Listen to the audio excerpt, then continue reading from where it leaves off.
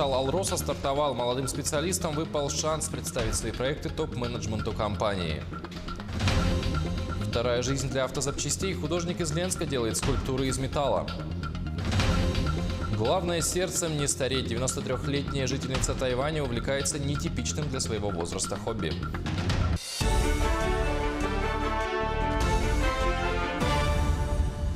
В эфире новости, в студии Павел Танин. Здравствуйте. Потенциалу Алроса дали старт. В столице Алмазного края началась образовательная часть первой корпоративной программы. Молодым специалистам выпал уникальный шанс представить для оценки топ-менеджменту компании свои лучшие проекты. С участниками встретились наши коллеги. Они не просто работники, а надежда компании «Алроса». 29 молодых специалистов со всех подразделений собрались на первой корпоративной программе «Потенциал Алроса». Руководство компании видит в вас потенциальных агентов изменений, которые на сегодня они просто необходимы. Мы считаем, что для нас вы будете являться, собственно говоря, проводниками, для нас вы будете являться генераторами идей. В «Алроса» заметили давно. У молодежи есть необычные идеи, которые непременно нужно услышать и поддержать. Это и сделали главной задачей корпоративной программы. Оценивает их топ-менеджмент компании. Участники программы – работники до 30 лет со стажем не менее года. Чтобы попасть сюда, все они прошли строгий отбор через тестирование. По мнению руководства «Алроса», программа должна помочь молодым специалистам правильно разработать и реализовать проекты по развитию алмазной компании. Мне кажется, здесь можно подчеркнуть, это, скажем так, наладить некоторые мосты с юными специалистами, с такими же вовлеченными, заинтересованными, с амбициями ребятами. Нужна какая-то помощь действительно в плане проектных инструментов для того, чтобы это оформить из идеи в какую-то конкретную программу, которую можно будет предложить топ-менеджменту. Раскрыть потенциал, который он не скрыт. Чего я достигну через год, каким будет итог, каким я стану после окончания этой программы. Вот я с такими мыслями подавал свою заявку. После знакомства у ребят начнется образовательная часть программы. Она будет состоять из 5 модулей – от навыков публичного выступления до управления инновационными проектами. Этим участники будут заниматься до конца года.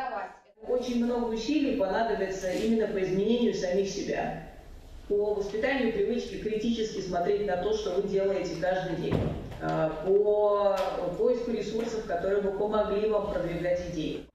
В январе следующего года участники «Потенциала» будут защищать свои работы перед руководством.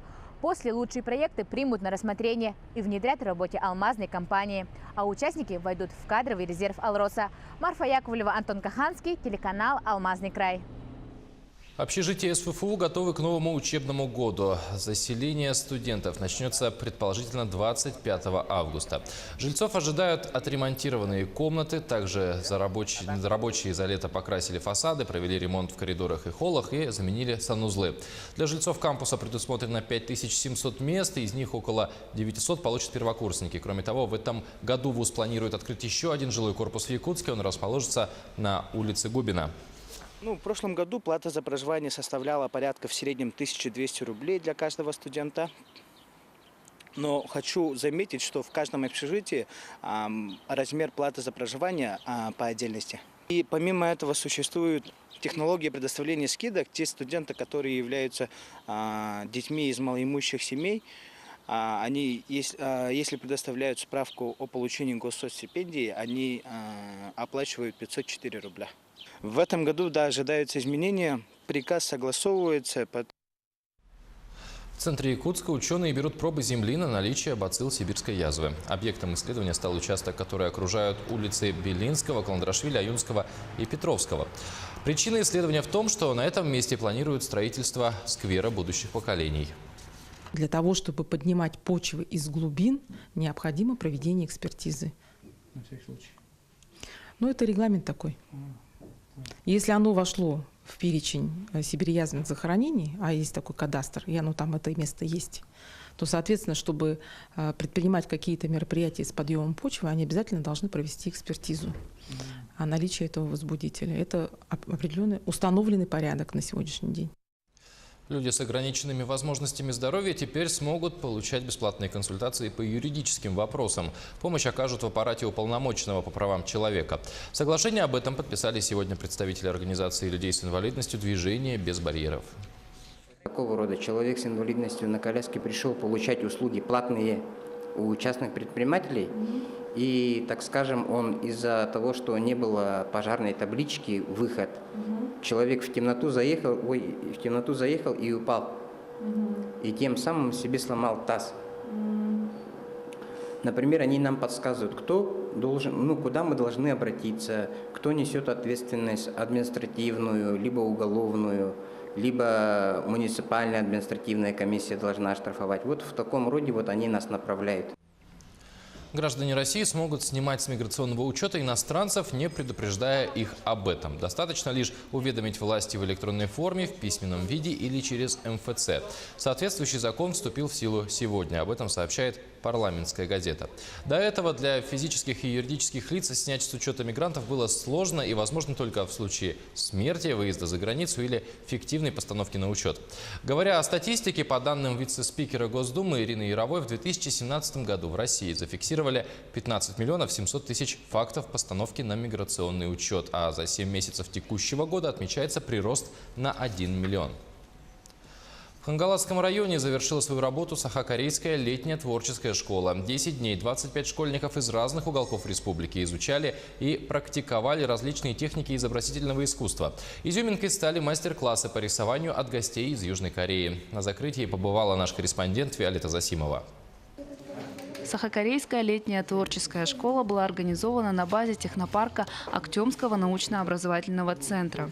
В течение дня преподаватели Покровской детской художественной школы обучали детей различного уровня подготовки таким техникам, как рисование дудлинг, графика, 3D-моделирование, печать на стекле, бумажная пластика и мультипликация.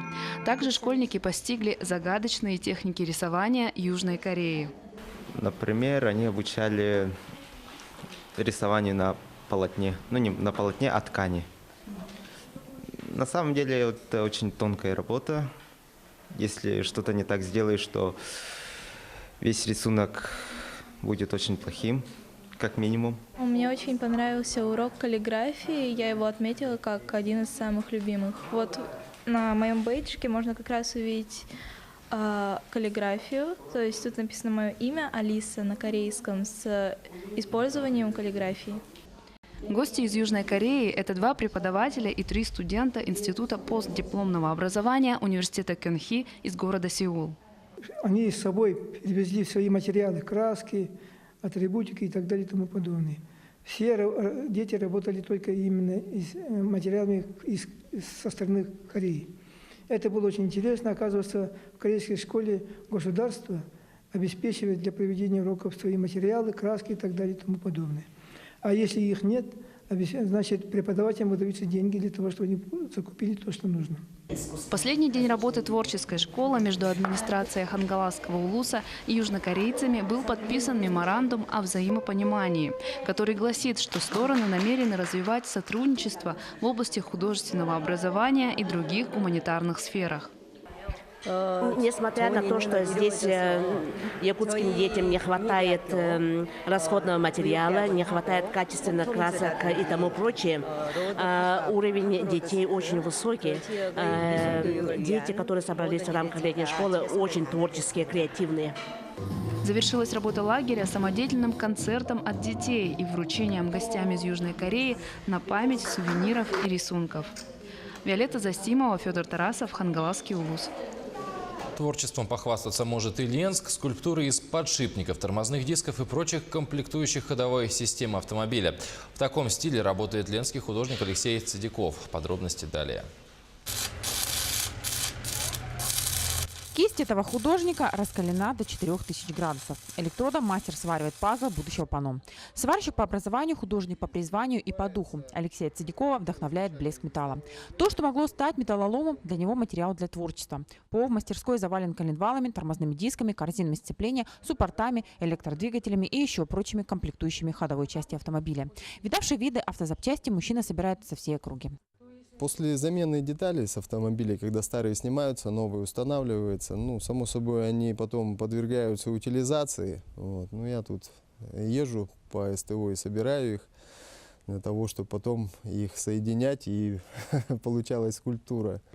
Алексей художник, он пишет картины из камня. Но не зря говорят, талантливый человек талантлив во всем. Однажды, увидя на улице нашей столицы скульптуру из металла, молодой человек подумал, почему бы ему не сделать такую же. Взгляд притянуло, понравилось. И, ну, в целом, чтобы отвлечься от основной своей деятельности, также творческой, я вот попробовать решил тоже сам. В общем-то, ну, попробовал, вроде получилось. Первая скульптура Алексея – персонаж Ксеноморф из культового фильма «Чужой». На ее изготовление художник потратил больше месяца. Ксеноморф получился выше 2,5 метров высотой, весом полтонны. Очень реалистичный персонаж. Он неподвижен, но кажется, в любую секунду механизмы начнут работать, и вся композиция сдвинется с места. Неудивительно, что Ксеноморф был сразу куплен у художника и теперь украшает вход в магазин автозапчастей. Сейчас мастер работает над новой скульптурой персонаж из фильма «Хищник». 1/3 конструкции уже готова. Распиленная пополам задняя балка, корзины сцепления, суппорта, разного рода шестеренки, планетарки. В общем, много-много всего. Стойки, рычаги, коленвалы. В общем, все, что можно использовать. Все, что железное, все, что варится, все здесь. Как только все пазлы конструкции встанут на свои места, скульптура будет покрыта антикоррозийным грунтом, после чего художник нанесет краску стального цвета. По словам Алексея, «Хищник» будет готов уже через неделю. В завершение хочется сказать, что в перерывах между варкой скульптур и созданием картин Алексей занимается еще и аэрографией. Светлана Болеева, Виталий Андреев, Ленск.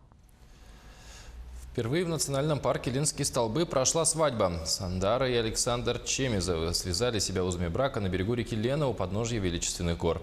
Об этом сообщает пресс-служба Минэкологии Республики.